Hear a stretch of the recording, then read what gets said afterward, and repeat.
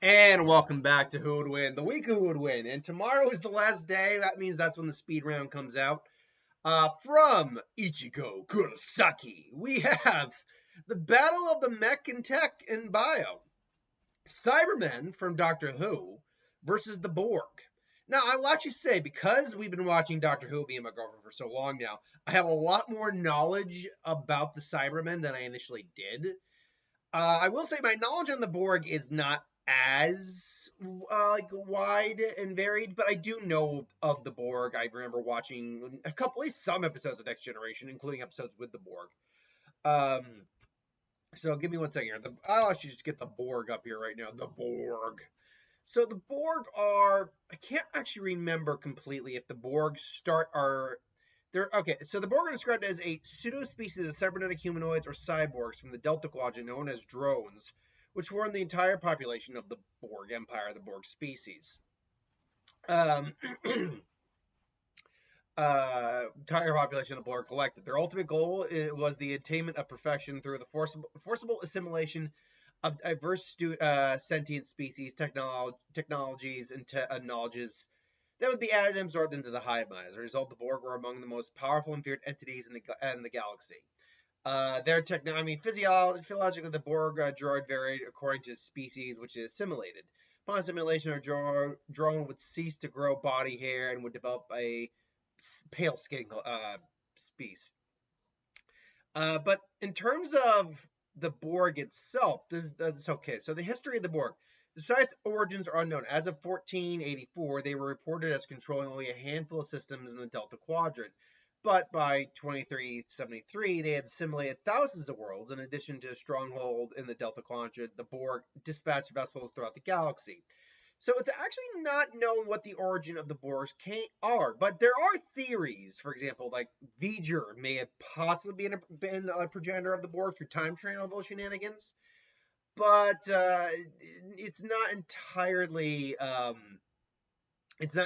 known completely how powerful or where the Borg came from. That being said, the Borgs are a fierce race in terms of like power and strategy. Borgs have a tendency to scoop out machine elements from a planet, leaving great rips in the surface, and while remaining sectors of road suggest a city had been anyway. The Borg are also known to retrieve their own damaged technology when need be. Their technology was a combination of technologies assimilated from other cultures, which means there was a lot of power in it. In order to overcome obstacles and goals, they were when confronted by problems they could not immediately solve with the existing resources. The entire collective would work in concert, basically as a hive mind, for all possible solutions, applying the unique skills of each drone to a task. The hive could engineer new technologies and solutions. They were exceedingly quick to adapt. Their shields would often nullify near any energy weapon, and others usually could penetrate them. Any shield or defense within minutes. So basically, they were capable of just adapting, evolving, and the Borg were one of the fiercest enemies in the entire series. I remember that very much. And of course, the Borgs also had pretty much just these basic rudimentary design ships. Some were spheres, but the most famous one was the Borg cube. But there are they are made of a titanium alloy, capable of regenerating from damage, which is very impressive. Which also, by the way, goes to show you how powerful I do remember this, how powerful the Dominion were. At least I think it was the Dominion. I remember an episode where they came across a Dominion Star Trek. I remember an episode where they came across a heavily damaged Borg ship retreating. So you know for a fact that these guys meant business if the Borg turned tail and ran, because they're like, we do not have an immediate answer for this, nor do we have the time to figure out an answer for it. So I just wanted to say that the Dominion were exceptionally powerful. Now, I might be actually mistaken. That might be a different that actually might be a different episode now I'm thinking about. I know the Dominion were also like huge bad guys too. They were actually like, I think the biggest. They were like the bad guys. I think it was Deep Space Nine. They were the main bad guys of that one. But no, I remember distinctly an episode where they came across a damaged Borg ship, and they don't, and then they came across another ship, and no, and they realized, oh no, the ship's alive. What? The ship's, you mean it's got an artificial intelligence? No, the ship is alive. It's a living thing, and it comes from a universe where the entirety of existence is one large living thing, and the Borg had no proper answer for that. So yeah, they're not infallible in Borg. In fact, they've been beaten several times. It takes a lot to do it, but they have been beaten several times. So that leads us to the Cybermen. Now, the origin of the Cybermen is also all over the place because it all, like Cybermen, for example. I want Cybermen. There we go. Cybermen, for example, in the New Who era, didn't show up until Tennant's run. And they got made on a separate planet. I'm sorry, it's not separate, in a separate dimension for whatever reason, due to a guy's need and wanting for immortality. They basically, their designs differed greatly from between subspecies of Cybermen, and there were subspecies of Cybermen, originally independent through parallel universe evolution from various locations, time, space, universes, so forth and so on. But they all carry the same more or less tropes of the Cybermen. The idea is that we're going to upgrade humanity and whatever other species is compatible with Cybermen. We are going to get rid of the flaws of humanity and the species, including specifically emotions, and we will conquer and we will win. And that's what we will do. And the Cybermen are a dangerous race. They physically, obviously, they far surpass any human being or even most physical creature because they are whatever the species that was assimilated enhanced with cyber technology. They are basically wearing a giant mech suit or a humanoid mech suit. They are armed to the teeth with different types of weaponry. Specifically, though, electrical shocks, electrical currents, and just energy blasts that can automatically kill someone. And I think disintegration rays as well. I think they have too. You don't use as often, but they do have them. They also, as the series went on, again, New Who, developed more and more forms of cyber technology to help them grow and evolve. Things like cyber mites, little, not nanites, but little tiny creature-like robots that could, scout, locate, assimilate. There was also cyber nanites or cyber pollen, which could literally possess organic beings and control them. And you could essentially just assimilate an entire planet without actually ever lifting a finger, more or less. They are massive in number. As I remember, obviously, not Heaven Sent. That's the next one we're watching, which is one of the best episodes. Season 1 Capaldi. What was the episode's names? If you were to ask me Doctor Who episode names off the top of my head, that, as much as I've grown to be quite a Whovian, I can't do that off the top of my head. Let's see here. But no, something to Hellenbach or something like that. I know the next two episodes are Heaven Sent and then Hell Bent, and then one other episode before we're done with the season 2 of Capaldi's run. All right, so let me see. What was the name of that episode again? Basically, the idea was they were able to figure out a way to convert dead bodies. And that means everyone who was died and buried was able to come back and become Cybermen, which was, okay, Dark Water and Death in Heaven. I knew Heaven was in the name. And so they literally have an entire planet of the dead to convert. Now, are they a collective?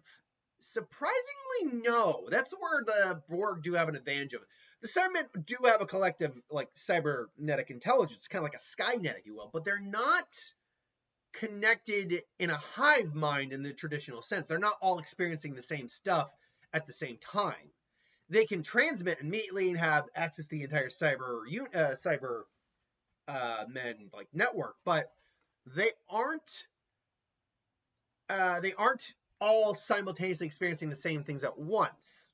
They do actually still have some weird level of individuality, whereas the Borg, while they do have names, have a lot less individuality. There's like some minor individuality still with them, but it's really just because they still maintain the individual skills that they possessed as normal non-assimilated beings, but what's the best way to put it? But they are a lot more hive mind than the Cybermen, surprisingly. Also, cyber ships really aren't that impressive in the grand scheme of things. If this were a space battle, the Borg take this 100%. 100% the Borg would take this. Because the cyber ships they're not like terrible or anything like that. Far from it.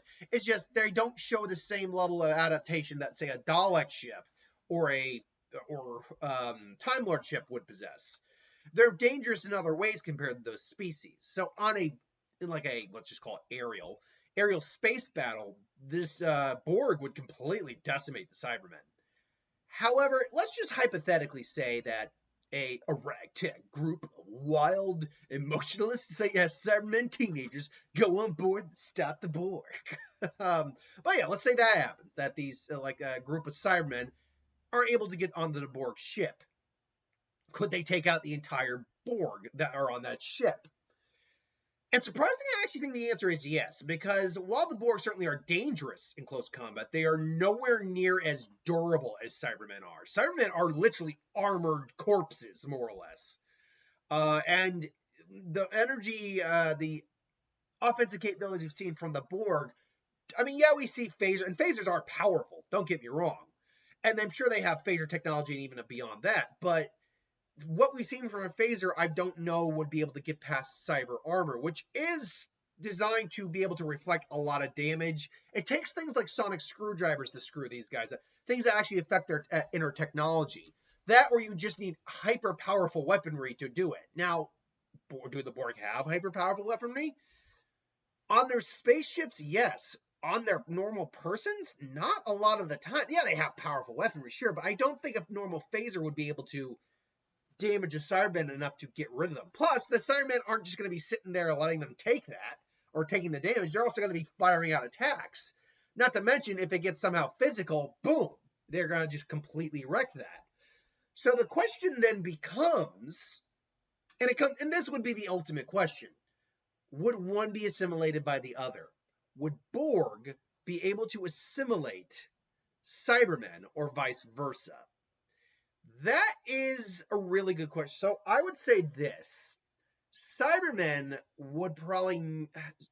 That's actually a really good question, because Cybermen can assimilate humanoids, which a lot of the Borg just are simulated humanoids. They still have human components. So could they be assimilated? Especially if, say, cyber pollen or nanites get involved. I